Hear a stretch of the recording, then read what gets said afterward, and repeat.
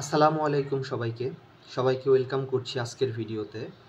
তো এইচএসসি পরীক্ষার এখন থেকে শুরু করে ২৬-২৭ দিনের মতো সময় আছে কিন্তু।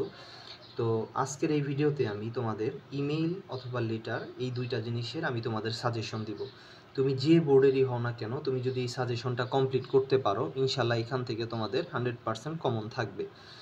তো তোমরা জানো যে ইমেইল এবং লেটার যে কোনো একটা শিখলেই হয় ভালো মতো, কেননা ইমেইল দিয়ে তুমি লেটার শিখতে পারো, লেটার দিয়ে ইমেইল শিখতে পারো, একই রকমের কথা, অলমোস্ট একই রকম, জাস্ট চেঞ্জ হবে কোথায়, প্রথম দিকে চেঞ্জ হবে এবং লাস্টে চেঞ্জ হবে।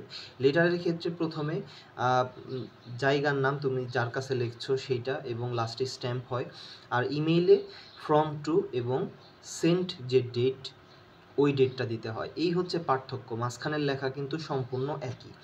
তো প্রথমেই দেখো, আমি দুইটা আলাদা করে দিইনি, দুইটা আমি একসাথে করে দিছি। এক নাম্বার হচ্ছে প্ল্যান আফটার এইচএসসি এক্সাম, তোমার এইচএসসি এক্সামের পরের প্ল্যান কি, খুবই গুরুত্বপূর্ণ। 2 number congratulations on brilliant success.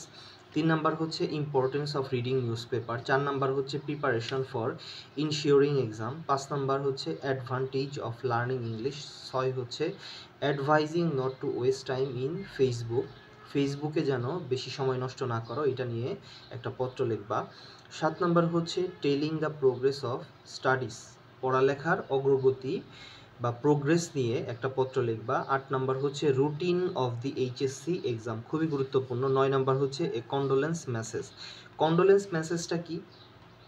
Condolence message হচ্ছে সমবেদনা জানিয়ে তোমার বন্ধুকে একটা পত্র লিখবা। রিসেন্টলি হয়তো তার বাবা অথবা মা মারা গেছে, তাকে সমবেদনা জানিয়ে একটা পত্র লিখবা। এটা তোমরা কিন্তু ক্লাস 6-7 থেকে পড়ে আসতেছো এবং খুবই গুরুত্বপূর্ণ একটা লেটার বলতে পারো এবং ইমেইলও বলতে পারো।